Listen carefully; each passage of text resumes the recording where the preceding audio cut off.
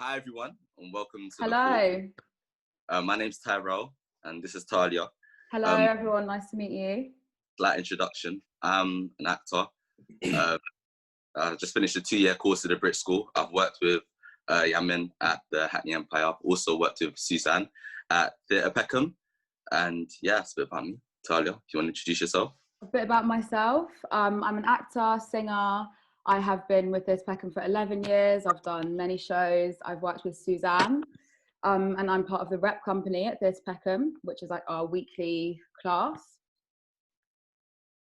So a brief rundown of how today is going to be. We've got a great afternoon. Thank you so much to all of the amazing ADs that have joined us this afternoon. So we will hand over and we'll let the ADs introduce themselves, and then Tyrell and myself will ask questions. And throughout, for the audience, you guys can ask questions in the chat box. And in between our questions, we will refer to the chat box and answer your questions, hopefully as many as we can. Okay, so we can start with Indhu. Can you introduce yourself, please? Hi everyone, and really happy to be here. Thank you for inviting me. My name's Indhu Rubasingham, and I'm artistic director of a theatre called Kiln Theatre, which is in Kilburn. Thank you. Suzann? Hi, I'm Suzann McLean. I'm artistic director of Theatre Peckham, and I've been at Theatre Peckham for just over 1.5 years. Yamin? Hi everybody, my name is Yamin Choudury. I'm the artistic director of the Hackney Empire, a 1,200-seat theatre in Hackney. Okay, and Gbolohan? Hello everyone, my name is Gbolohan. I'm a theatre maker and recently appointed artistic director of Brixton House, formerly Oval House. I had to remind myself what it's called. Yeah. Thank you guys so much again to you artistic directors for being here. We're going to have a great afternoon. Should we jump straight in, Tyrell? Yep, you can ask. Perfect. I've got my first question, and anyone can jump in and take this one. All of you have such a broad body of work. How do you go about choosing what you want to direct? Is there anything specifically you look for in the script that you choose? And anyone can jump in. I'll sort of start then. I think it depends. It really depends. On the most part, it's always about being excited about what a playwright has written and the world that they've created and the characters' voices within that world, as much as also how that speaks to myself and how I interact with the world, as much as also what the play's themes are about. But then, you know, on certain occasions, you're not always fortunate enough to pick and choose what you want to make. It's more a case of you get a piece of work and you're excited by it, or it's an opportunity for you to kind of further put your own stamp on it, as much as also explore how that challenges you and how that might challenge your creative team. Yeah. In a way, that excitement is what motivates the work, as much as also then thinking about whether the piece of work scares you, and that sort of fear can kind of lead on to, you know, producing something that audiences can engage with as much as also find exhilarating as an experience. Perfect, thank you. That's really great.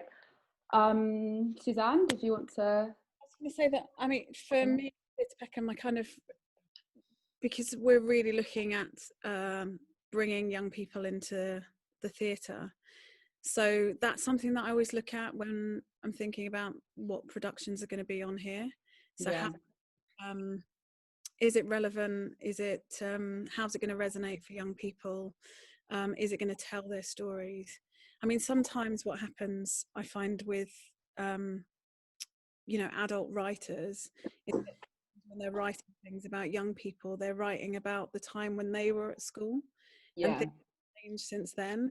So sometimes it's about kind of like, you know, something might be really great, but then actually we need to bring it into, if it's set now, I need to really bring it into transport it.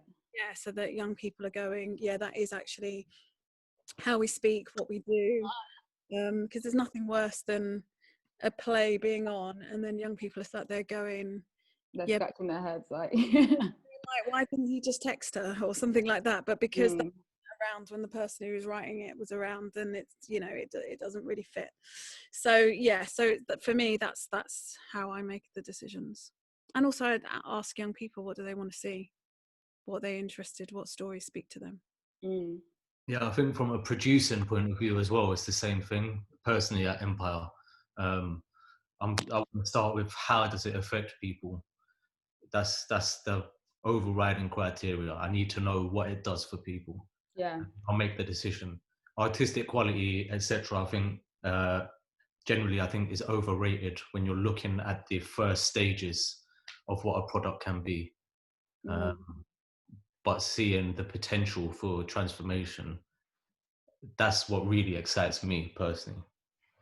that's perfect. Indhu, do you want to round us off? Yeah, I guess for me it's I'm always interested in the story. I'm interested in a strong story. I'm interested in a story I may not have heard before, or something that surprises me, or reveals something about the world that I hadn't seen or thought about. I love that. I love that, finding those plays and working with new playwrights. A lot of the work I do is mainly new writing. 90% of the stuff I direct. So it's that relationship with the playwright and the story they want to tell. Perfect. Thank you. Okay. Next question. You've all done quite a lot to get to where you are now, but what I wanted to ask is, were there any points in your career where you thought you want to give up? And if so, like, how do you keep on going and persevere? Open question. I've wanted to give up millions of times. I think it's really important that everyone realizes that you know, and I think most people, I don't think many people have a smooth, easy career. Even the stories of where someone's been plucked out of nowhere, you know, that makes the headlines and like they're suddenly a star. I don't think there's any truth in that, in the reality of those stories. Yes, some people have it easier than others. I think when you're younger, one of the things you have to ask yourself, how much do you want it? Because I think when I look at like my peers when I was starting, it wasn't that I was the most talented or it's a hard life. It's a hard life. There isn't much money, and actually much more talented people than me moved into other areas. Not because there wasn't the opportunities, but more because they didn't, you know, that they wanted more security in different ways. So I think it's about tenacity. I think at other points when I've been really low, and like even, you know, like I remember once I was directing at the National and the Royal Court 1 year in Chichester, and then the next year didn't get a gig, and I was like, what do I have to do? And there's no straight line, there's no clear line.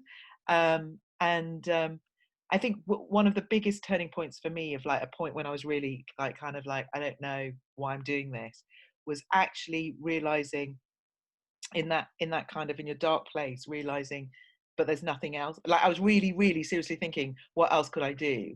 And I realized there was nothing else I wanted to do, even in my darkest moment. And that was a real catalytic moment for me, because that made me realize, okay, well then you have to really fight for this. But I don't believe there is anyone, however successful and big and grand now, that will not have had dark moments and moments of incredible doubt. And people must remember that, because it looks easy to, you know, it can look easy on the outside, and it never is. Very true. And us? That just stays. I think it also doesn't change. I think there's not like a moment when you kind of like break through and now you think that everything is okay. I think it's still ever evolving. I mean, when I think back to you know, coming out of drama school and auditioning for things, and I think Oxford Street probably has a mountain of my tears when you come out. It's just like, find a corner somewhere and just cry and just go, why did that go so wrong? It was so great when I did it at home in my mirror and it was like that in the room or whatever, you know. And I think, you know, again, a lot of what Indu's just said, and then you kind of get past that, probably even say, right, that's it, last time I'm going to do that. And then next thing you know, you're back up again, and it's almost like the spirit has taken you, because you don't even question why. You're just like, this is what I want to do, and I've got to keep going. And it's often at those points that some kind of breakthrough kind of happens for you, and you kind of move on to something newer, better, greater. And there's been so many times when I've been like, this is it, I'm so upset with the world, with the world, with the artistic world. And then next thing you know, something happens and I go, oh, thank goodness that other thing didn't happen, because this one is even better. So it is about just staying in there. Mm-hmm. Yeah, I think similarly to what Suzann and Indhu have said, there is that crucial moment where you think to yourself, what can I do? And, you know, I think for me, it was psychotherapy.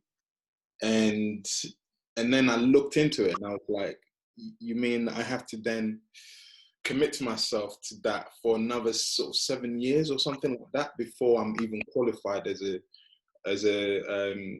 clinical, you know, psychotherapist or psychologist or whatever. And I thought, I've made such a commitment to pursue this career that maybe I just need to stick with it. And, you know, along the ways I've been, you know, a labourer, you know, and things like that, whereby you literally go, I don't understand why I'm not being accepted, or you know, the career isn't progressing. And, you know, currently, when we think about this, you know, the current state of affairs now with COVID and a lot of, you know, independent artists and freelancers in a desperate state of affairs, not even being able to go out and interact in a way that allows them to earn a living, even if they're not making, they're at least facilitating and working with young people, or doing something that is beneficial, but also, kind of complements their craft and that sense of feeling fulfilled, as much as also exercising their skills and things like that. A lot of people will make that decision, will be going through that sort of turmoil right now about whether to carry on pursuing, you know, a career in the creative industries or not. And I think, you know, some people will come through it knowing that it's the only thing they want to do, and other people will go, actually, if that niggling feeling is still there, you know, in a few months after I've tried to do something else, or a few years after I've tried to do something else, then I need to try and find an inroad back to work with people creatively. So you kind of have to be honest with yourself, and, you know, not be deluded in what you're able to do, as much as also kind of trust that eventually you'll find a position, a place where it feels as if everything, all the sacrifices and all the dedication and the dark days have been worth it, and you feel included, as much as also, you know, you feel as if there's a bit of consistency with regards to the work that you're doing, as much as also the impact that it's making. But then, you know, saying that, it can also be similar to Indhu's experience, where you make work back to back, and then, you know, a year goes by and you're like, I thought I was everywhere. What's going on? So, you know, it comes in waves, but ultimately you have to know that it's what you want to do, and the dark days are worth it for the days where, you know, you feel as if you're, you know, walking down, you know, a golden lane or something. So. Okay. Yamin? Yeah, man. I mean, yeah, I wanted to give up yesterday. I wanted to give up the day before that as well, and probably this morning. That doesn't go away. That it takes perseverance and it takes resilience, and it's not an easy sector to negotiate in terms of those feelings all the time. And I think a lot of that is empowered by the fact that we create these imaginary end goals for ourselves. So for some people here listening to us talk, they might say, I want to be an artistic director. And when I get that, that's it, that's a success. But this is, I'll just speak on my behalf, this is only part of the journey for me. There are many things I still want to achieve and ambitions that I have that don't go hand in hand with being an AD. So as opposed to looking at what you haven't achieved, I would really suggest, if you're feeling that focus on all the successes, focus on what's got you to the point that you're at. Because just simply having that lens of just looking at the failures, whatever that means, is not healthy in terms of a long, sustainable existence within the sector. Okay, I think what was interesting that I think came from all of you is that feeling never goes, because from like where I am looking up, I look up to each of you and your journeys and your careers. And what I didn't think of when forming this question is the fact that you still get that feeling, which I think is something to admire, the fact that even at the top of your career, you still feel like, oh, I want to give up, or when is this going to happen, and when am I going to proceed? And I find that quite interesting, because I would have... You know what the thing with that is? Yeah, sorry to cut you off, just because I think it's interesting what you said. Don't look up, you're looking sideways. We're all amongst each other here. This is what I'm talking about. These old school hierarchies that we've created within this system, that you become an AD, and then because you are enabled to be a decision maker, you have more importance. It's nonsense. It's nonsense. My ideas and your ideas are just as valuable as each other. It's just the idea. It's just who has the ability and the money and the backing of an organization to create. So that is really, really important. Don't ever think you're looking up at us. Look sideways, because this is really, it takes an entire community to create. I think that was very well said. I'm happy this is on record. I'm going to be listening back to this when I'm feeling a bit down in the dumps. It's very helpful. Thank you. So my next question is for Suzann. You've had a very, very successful acting career, Little Miss Jocelyn, Measure for Measure, stage and screen. When did you decide you wanted to make the transition into doing acting alongside directing as well? Okay, so I was always doing some directing whilst I was doing acting. And I used to through a lot of youth company work that I used to do. I kind of started doing that when I was in my final year at drama school. And I think in terms of moving that forward, I went for an audition with Pilot Theatre, because they were doing Roy Williams's play Sing Your Heart Out for the Lads, and they were looking for somebody to act in it and to also be assistant director, and that was kind of wow. Yeah, so I went for that audition and I got that, and that was a really really great and turning place for me, because being an assistant within that company, it was a really big company, we went on tour, and it was a really great solid team, and understanding the responsibility of being an assistant and taking a production on tour was really strong.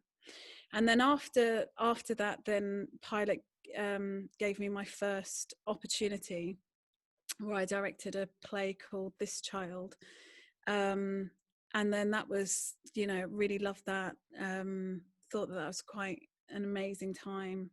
So then that's when I kind of started to do more theatre directing alongside acting as well. The biggest challenge though is that with directing gigs, you kind of sign up for them quite far in advance, because there's lots of pre-planning to do. Acting gigs, they kind of come up almost last minute. Yeah, they're just quick. So that was always such a big challenge to manage between the two. Balance. I can understand. Gbolohan, I guess same question. What's it like for you? You've done your acting and now you're directing, script writing. What's that like for you? That's very generous with regards to the acting, but I guess I saw you in Mountaintop, Martin Luther King. It was amazing. That's very kind of you. No, I think that definitely was a highlight for me, just because I've always wanted to play him. And I was associate director at the Young Vic at the time, and you know, I knew Roy, and literally I was just like, look, throw my name in the hat and see, you know, and I'll come and audition and we'll see how that goes and stuff like that. And you know, he put me through the ringer just to kind of like, you know, check I could really do it and stuff like that. And, you know, until this day, I still feel as if it's, you know, there was a lot to find in it. But I think, you know, I started off as an actor with the National Youth Theatre. That was where my journey began. And, you know, I think I did plays with them that I enjoyed and have loads of friends in the industry and things like that. But, you know, you know, similar to what Indhu was saying earlier, people have different journeys, people have different stories. And one thing that someone said to me was that, you know, what you have as an actor will not be appreciated until you're older. So I was like, all right, cool. You know, I'm fortunate enough to be interested in writing. So I started writing, and then, you know, I decided that I was the only one that could direct what I'd written within the National Youth Theatre at the time. So, you know, I asked if I could direct it, and they said yes, and they said they would pay me for it. And I think it was the aspect of being paid for it that I didn't necessarily expect that made me go, oh, maybe there's a hustle here. Maybe there's a journey for me to go on here in terms of actually, you know, putting myself out there as much as also exploring that as a craft. And bearing in mind, you know, as an actor, I'd been in rooms and I'd, you know, experienced direction from other directors. But the funny thing is, I wasn't necessarily taking in what they were telling me to do or how they were telling me to do it. I was just trying to execute what they were asking me to do as much as also immerse myself further into the character. So when it actually came to directing, I was like, I don't know how to do this job. I literally do not know how to do this job. And most of the time I spent, you know, in my early years directing was getting actors to do scenes over and over again until I liked what they did. And then I'll basically get them to, you know, retain that, you know, go over what they did that I liked and retain it. And I'll be like, right, lock that in. We've got that. Almost as if, you know, I didn't have the camera, but I was just like, yeah, put that in the can. We've got that one. Let's move on from there. Sort of thing. So that was my initial approach before sort of, you know, exploring further opportunities to direct. And going on that journey has definitely, I think, given me a broader understanding of our industry as much as also creating work. And, you know, and going through the process of writing is harder because partly I'm thinking theatrically, how will it look? As much as also making the decision quite earlier on that, you know, all this stage direction that I was writing doesn't necessarily matter if the theatre company doesn't have any money, or or if I don't think it's important. What's important is the bodies on stage and the story that they're telling. So that, for me, was one of the ways that I felt I needed to kind of make a statement about how I wanted my, you know, the work that I've written to live. And then beyond that, it's just a case of, you know, looking at how to refine my craft and process as a director, and and just, you know, knowing that they all feed each other. And ultimately, for me, I've always said that part of my challenge was visibility. You know, acting came like 4 years ago, technically, right?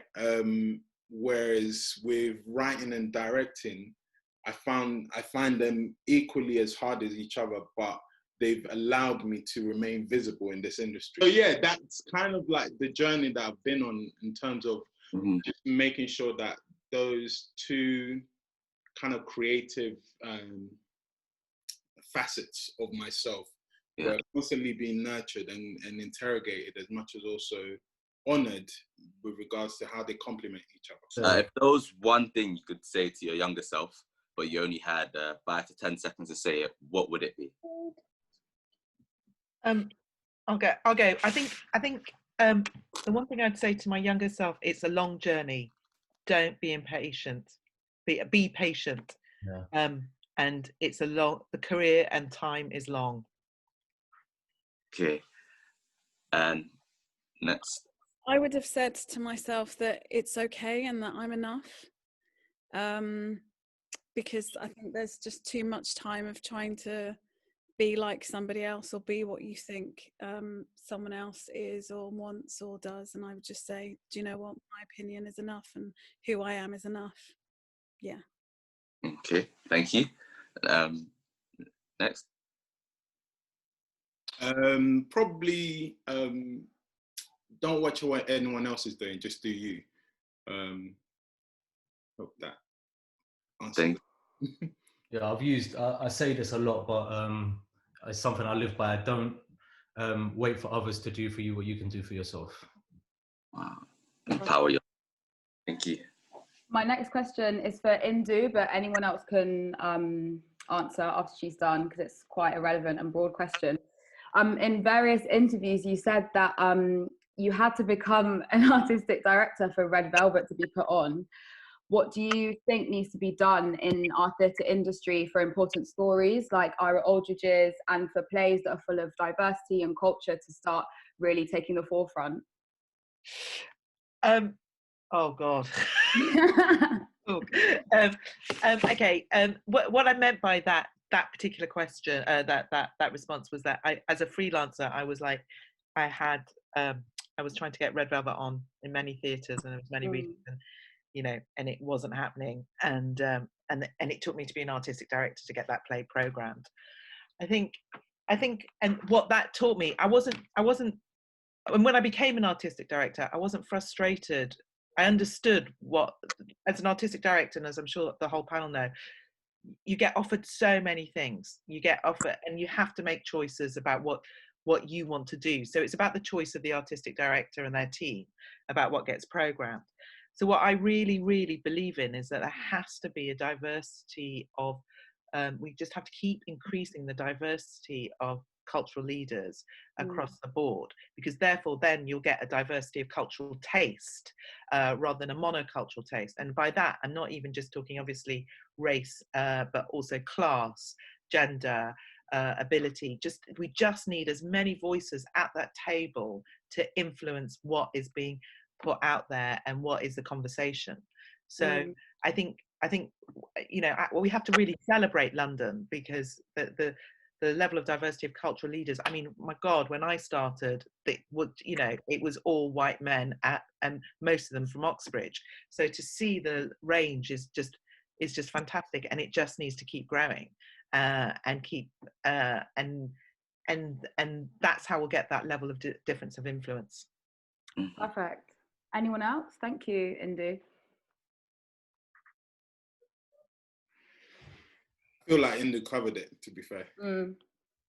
Definitely. Should we move on? Yep. That's the next question.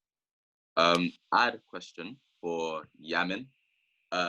Having been in the ADP program, that's the Artist Development Program, I wanted to ask you, you've done so much for young people and for your community during your career.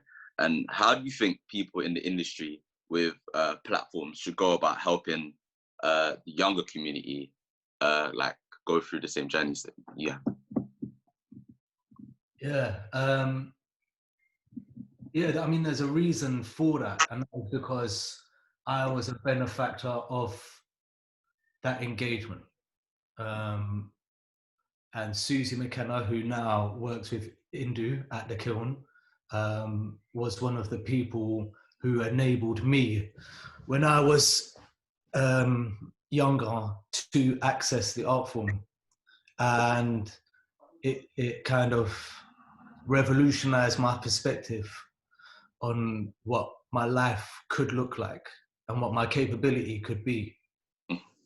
And then because of that engagement, and you find this as you start climbing the ladder and whatever that means, that you become more and more influential, and you take steps closer every time you complete a project to becoming more and more of an enabler. And seeing the small influence that I was able to make on the sector made me feel even more impassioned that I had to take whatever steps I could to enable as many others to be in that position. And it's exactly what Indhu was talking about just before in her answer, in terms of diversity of thought as well as diversity of people. What do the enabled need to do next? We have to remember what the purpose of the arts and culture sector is, and particularly something like theatre. I think too often we focus on people as the end product, the goal, as an audience, bums on seats.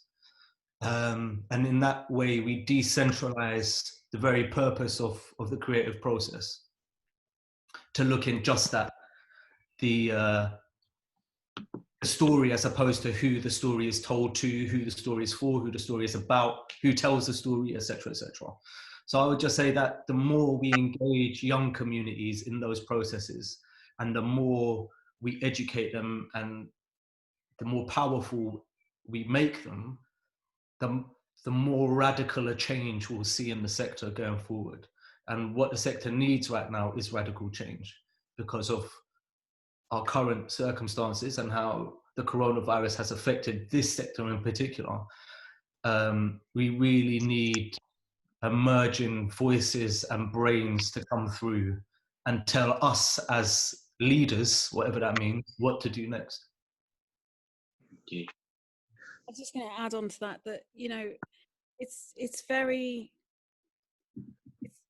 soul destroying not to see yourself represented in the theatre, and to try and say, I mean, I experienced this when I was young, of kind of going, I really like this and I think I really want to do this, but when I'm going to see things, I'm not really seeing people up there on the stage that I can really connect with. And sometimes what would happen is, you know, if ever I went to see something and it was like, I don't know, a big musical or something, there'd be one person of colour in that cast, and I'd kind of like connect to them and kind of like watch them around the screen, because and learn to myself that, oh, actually I can do this, because look, there's one person out of 30 who are there. And then that also resonates in terms of the stories, and if there aren't stories there that I'm interested in telling, then that becomes really tricky as well, because then I think that the story and the voice that I have inside of my soul doesn't have a place in the society, because actually I'm going to a theatre where there's all of these voices there, and my voice is invisible. So I think, and you know, Yamin used a really good word of enable, and I think that's exactly what we need to do as artistic directors, is to open up our doors and enable stories to be told, to be given up, so that people can feel that they are visible, that they matter, that the story or whatever circumstances that they're going through, they're actually universal stories that reach more people than just them. Thank you.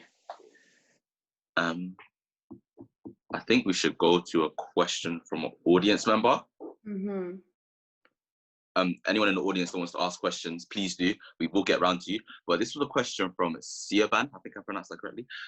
They asked, what do you need from your chair and board to support you? And I think that's an open question that anyone can answer. I think I think it's you need a really close relationship with your chair as the artistic director, someone that you can, because often as the artistic director, you've got to be clear, you've got to be strong, but you need someone to bounce off with in sort of very difficult situations. It's a partnership in an organisation, the chair and the AD. And when it works, it can be brilliant, and also when it doesn't work, it can be absolutely horrific. You only have to look at what happened at the Globe with Emma Rice, and that was very much a board and artistic. You know, she was doing brilliant things, but the board didn't want that, and you know, she'd only been there a year. So it's yeah. You need. I think what we all need from our boards and our chairs in particular to back us, to back our vision, be a sounding board to when we might be doing, you know, to be a critical friend, a very strong critical friend where you can share anything and everything with. Anyone else want to speak on the topic? I think that's a really good answer. I think what's useful, just more generally speaking, I think what Indhu said was really specific and basically what I would say as well. But to speak about boards more generally, I think the wider range of kind of skills, experience and backgrounds, the better. I think having young people on boards is great, regardless of the organisation, just to stay on the cutting edge of how young people feel about what you're doing. And yeah, I think what's really necessary on any board is complete transparency and honesty. Because if one party feels the need to hide or diminish or whatever, any kind of information from the other party, then something's catastrophically going wrong with how the senior leadership team for the organisation and the board are operating for the organisation itself. Okay. I think just to add to that, I think advocacy is a really useful thing for the board to kind of be empowered by, to advocate for the organisation that they sit on, as much as also invite potential donors and funders to experience the work, as much as also you know, get a better understanding of the vision of why your organisation, your building is vital to the community it serves, as much as also the conversation that it's trying to have with the wider sort of cultural and theatre sector. And I think, you know, like Yamin said, the sort of expertise and diversity of voices and experience that might potentially be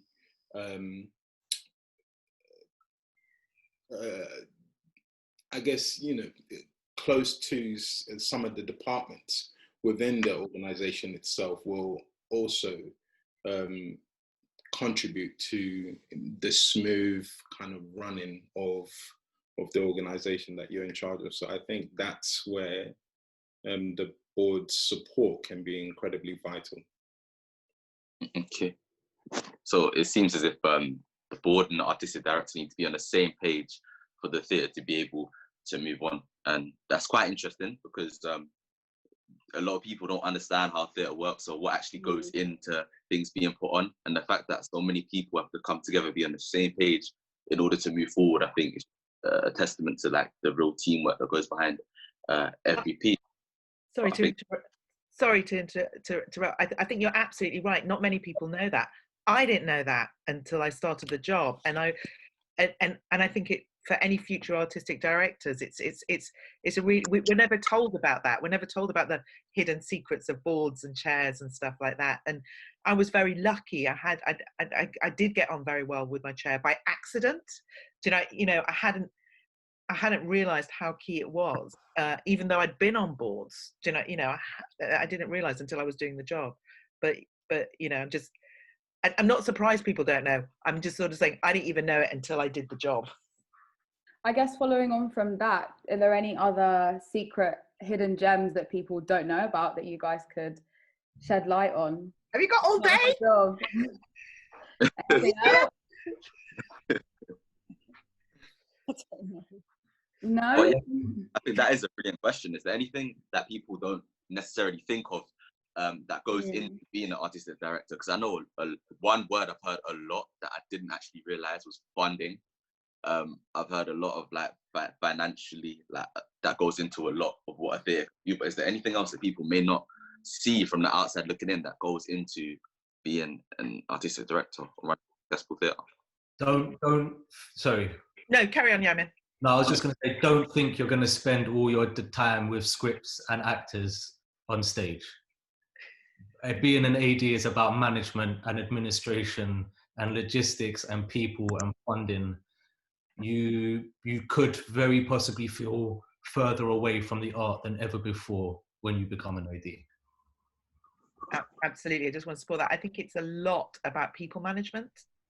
So all the time, it's all about people. It's a lot of it is about people, and also I think it often looks like a really great job, you know, from the outside, but it's really hard, and it's really there's a weight of responsibility because you're not. It's not just about the choices. You're responsible for. I mean, like, and especially now, I'm sure, like, you know, me and Yamin were just briefly talking about it just before we're in a really terrible situation, and it's not because it's also about our staff. It's the careers and it's the livelihood of our staff. It's the freelancers that we work for.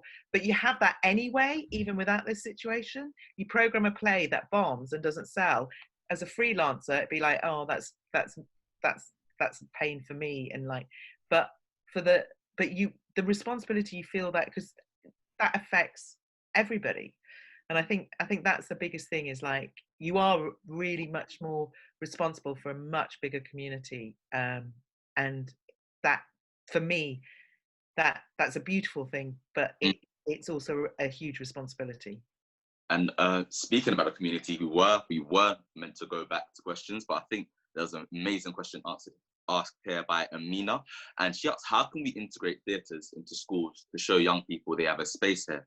She asked, how do you intend to engage with them beyond group tickets? For example, practitioners holding a session in schools or relating to production. And I do think that was spoken about slightly earlier when saying we want a more different variety of people coming to theatres, but how can we bring theatres to the people, kind of thing? That's a good question.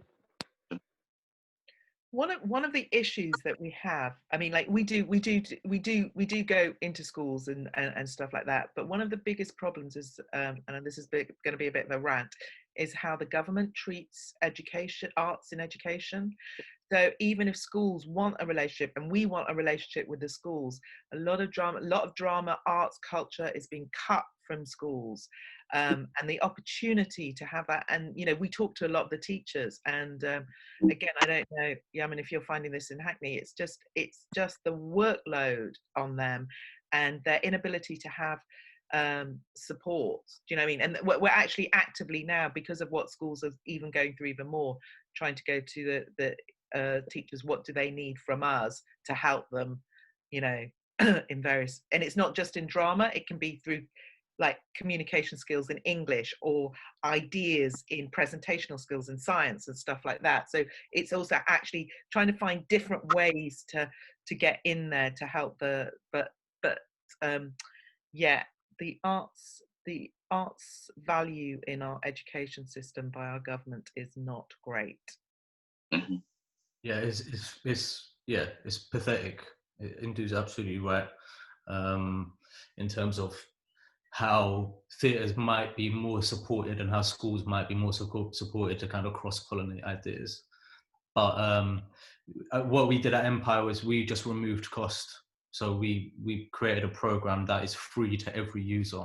So whether you're a young person or a school or a college, then you can access this provision for free, and that really opened up pathways. But we were quite privileged in the sense that, one, we had the people that could manage and administrate those programs in-house. That was me before I became AD. And two, we got the funding to enable that. But it's a massive, particularly if it's not necessarily a priority within the organisation, a lot of theatres are going to struggle with that. So Indhu's absolutely right. There's a lot more that could be done to make that engagement easier. But until then, it's incumbent upon the organisation to just open up as many access points as possible, and just, you know, fight the system. I hope that answers your question, Amina. Thank you, guys. I was just going to add Suzann, on. do you wanna Go ahead? You know, one of the things I'm really interested in is how do we bring young people to the theatre, as opposed to, I know, Amina, you mentioned, I think in your question, about practitioners going and delivering in the schools. There's something brilliant about being able to bring young people out into a public arena that is not at their school, that come and really engage with the art. And I think there's some really strong strength within that. And that's, you know, if you're asking what we want to do at Theatre Peckham, that's certainly what we want to do. Right now, it's a tricky time in terms of us all being in lockdown. But actually past that, I'm kind of going, well, you know, if young people are going back to school, how can we get a school group coming to Theatre Peckham? We've got, you know, our lighting rig, for example, comes down. We could do lighting design, technical theatre, all that kind of stuff, because we've got a venue here that's a resource that is empty and could be used. So actually, you know, potentially there could be a really nice time whilst we're in, you know, social distancing, to actually use some of these theatre spaces for all education, but using it in a different way. Perfect, thank you. We're going to wrap up the audience questions for now and just quickly speed through the rest that me and Tyrell have together. My next question's for Gbolohan, and actually everyone else can jump in afterwards. You directed Cutting It in 2016, which was so brilliant. It was so emotional, really, really eye-opening. What do you think, keeping a short answer as possible, what do you think are like the 4 or 5 key ingredients into making such thought-provoking theatre? Well, I guess, first of all, the credit has to go to the writer, just because they're the ones that sort of sit with it. And in the case of Cutting It, it was Charlene James who kind of did the research and, you know, approached a very sensitive, potentially combustible cultural topic with a lot of care and sensitivity. And then she entrusted that to her agent, and, you know, her agent eventually passed it around to a few theatres. And I had just been appointed as associate director at the Young Vic at the time. And I'd known Charlene because we were both in the National Youth Theatre together and we'd done plays together. And so she was a friend. And so I read the play and I thought it was brilliant, but then I was scared to do it just because I was a man.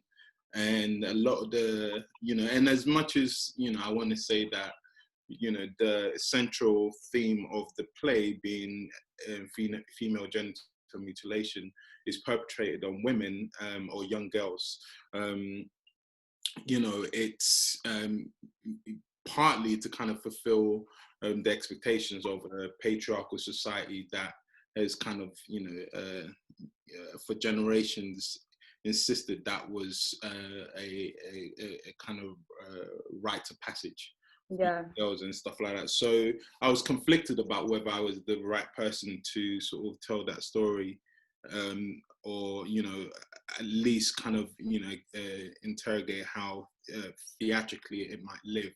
And I think, you know, it was just, and I told her, you know, it's for you to kind of make up that decision about what how I feel it might materialize as a piece in front of an audience. But after we had that initial conversation and she decided that I was the person to direct it, I then needed to put together a creative team who read the play and, you know, from their own sort of access points of being, whether it's stage design or lighting design or sound design, to kind of look at the best way to tell that story.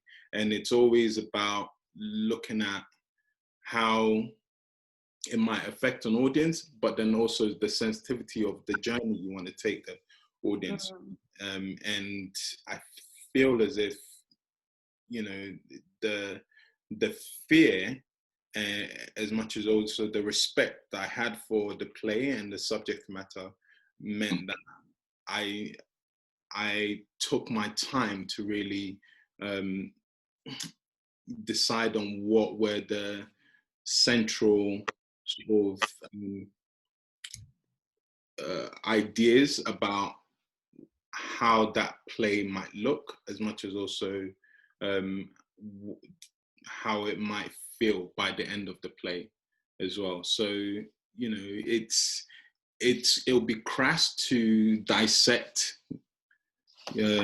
wrong choice of words, but to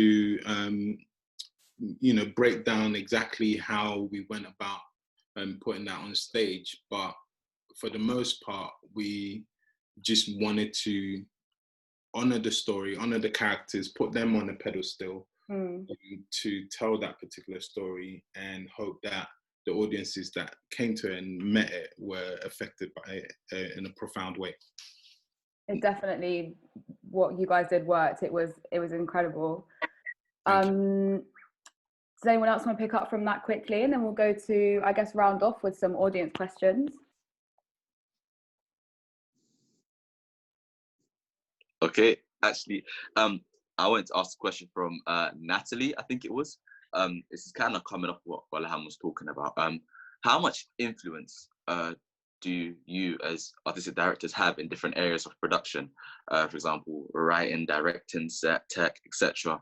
What's your favorite area to actually focus on? And that's open to anyone.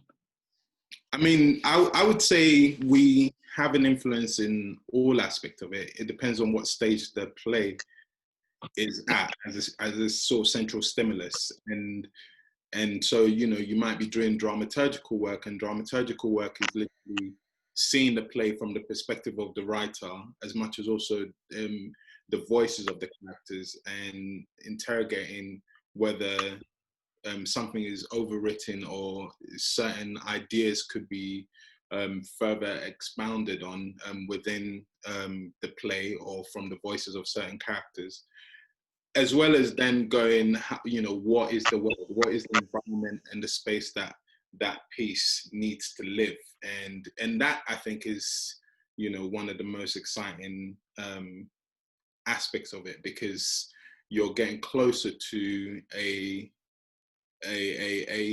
you know, the realization, the tangible sort of depiction of a reality, or even, you know, an abstract interpretation of the reality that exists in that story, that you want to use as a landscape for an audience to have access to the play. And then you know, then there's the sound, and obviously the lighting. I think one of the more secret sort of journeys that a play goes on is how lighting sort of you know, comes into play, because I still don't know how lighting designers do it sometimes. I mean, I see it, and I only usually see it in tech, because until tech, you don't know how good your lighting designer is.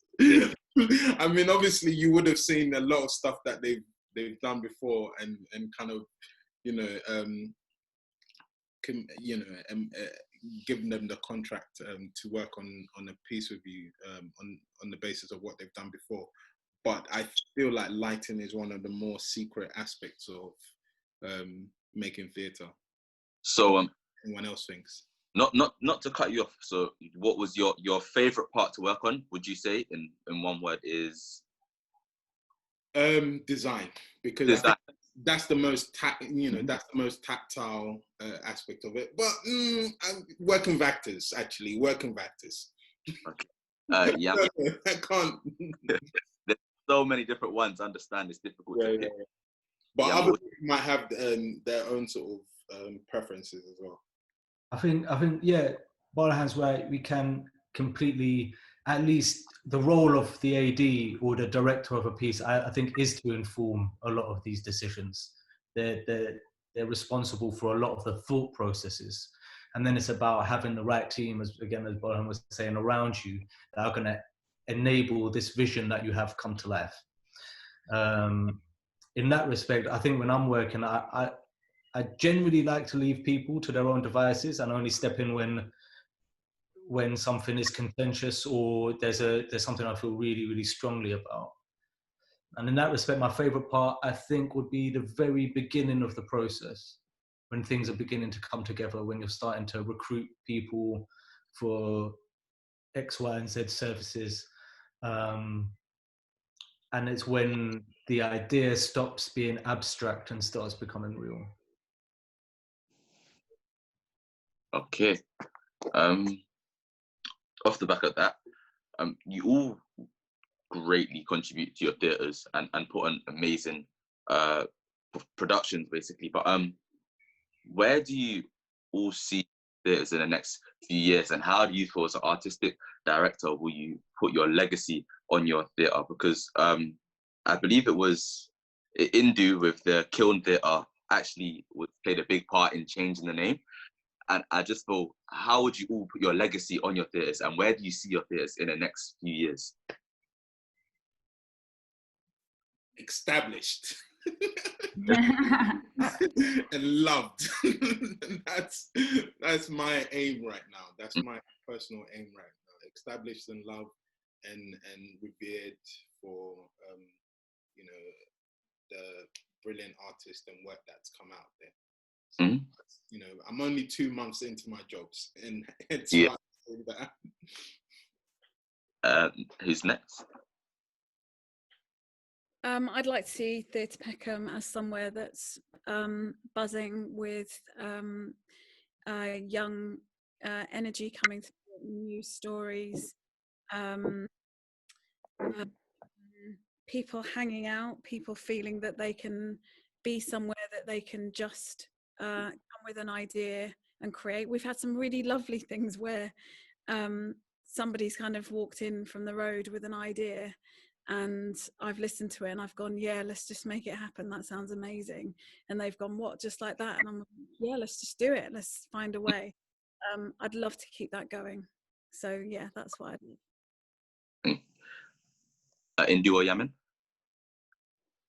It's really funny because I really don't like the word legacy. It's just on a it was really because I don't think theatre is about legacy. I think it's about living in the now and needs to be interpreted for a different generation. And I only say that because, yes, I did change the name and I rebuilt the theatre, but part of that, and people said, oh, you're doing that for your legacy. And I went, no, I'm doing it to attract younger people into the theatre. And I think it's because and when I examine the word legacy emotionally for me, I've never felt like someone like me has a right to legacy in this country. So it's interesting as a word, but it's made me really think about theatre, and it just needs to be how to make it living and relevant now, because so much in theatre we rely on historic or what has been, and actually how to move that. And in terms of the future, I just want the Kiln to survive. And it feels very and to be stronger and bolder in our mission statement, which is about unheard voices being part of the mainstream. Thank you. Yeah. I think, what does Hackney Empire look like in 5-10 years time? I hope it's still here. These are the grim realities, and I don't mean to be all doom and gloom, but these are the realities that the sector is facing right now, and Hackney Empire is absolutely in line with so many theatres and venues and organisations across the country that are in a period of crisis and in danger of not making it through. And that's very, very sad. And I don't say that just for Hackney Empire. Obviously, that's my priority, but I say that in solidarity with people who are going to be experiencing this over the next 3, 6, 9, 12 months. and what the other side is going to look like. In terms of what I would like to leave behind, I would really like to have seen my successors. I would have liked to have put Hackney Empire in a better position to be innovative and exciting and adventurous and brave and not risk averse, and been able to create a better infrastructure for the person who succeeds me to be able to do that with all the people around them. Those are my aspirations now. Okay. Well, that hour went very, very quickly. Yeah. Very quickly, and that is all we have time for, which I'm quite upset about, because a lot of more questions I still want to ask all of you. Yeah, we had so many. Yeah, I feel like asking you is like really opened my mind as a young actor to a lot of different dimensions that go into the industry. So if you do, please get any DMs or questions, please do reply. And that is all we have for today. So thank you very much all for joining. Shout out Amy for handling that situation so well. Thank you, Amy.